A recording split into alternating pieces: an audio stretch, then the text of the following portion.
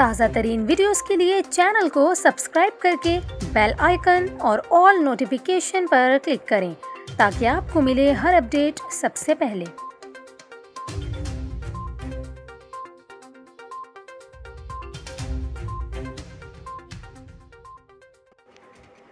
السلام علیکم، news 24/7 Urdu service میں خوش آمدید۔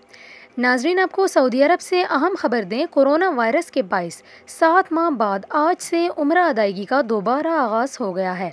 1 نومبر سے دیگر ممالک کے افراد کو مرحلہ وار عمرہ کے لیے آنے کی اجازت ہوگی۔ یہاں پر آپ کو یہ بھی بتائیں کہ پہلے مرحلے میں روزانہ 6000 سعودی شہری عمرہ ادا کر سکیں گے۔ زائرین 6 مختلف اوقات میں عمرہ ادا کریں گے۔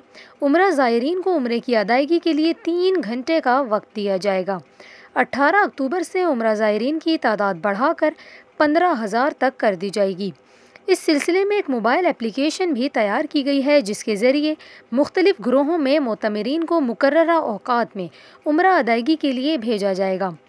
ابتدائی طور پر صرف سعودی شہریوں کو ہی سخت SOPs اور احتیاطی تدابیر کے ساتھ عمرہ کرنے کی اجازت دی گئی ہے، تاہم 1 نومبر سے دیگر ممالک کے افراد کو مرحلہ وار عمرہ کے لیے آنے کی اجازت ہوگی۔ پہلے مرحلے میں خانہ کعبہ اور حجر اسود کو چھونے کی اجازت نہیں ہوگی۔ انہیں خانہ کعبہ کے قریب بھی نہیں آنے دیا جائے گا اور آب زمزم کی بوتلیں تحفے میں دی جائیں گی۔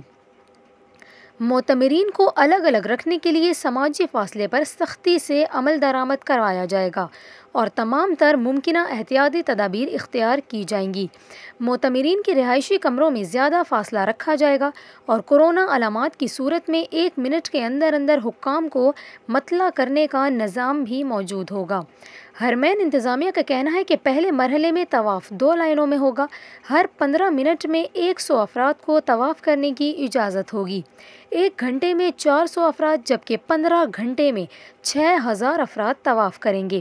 طواف کے 7 چکروں کے لیے 15 منٹ مختص کیے گئے ہیں۔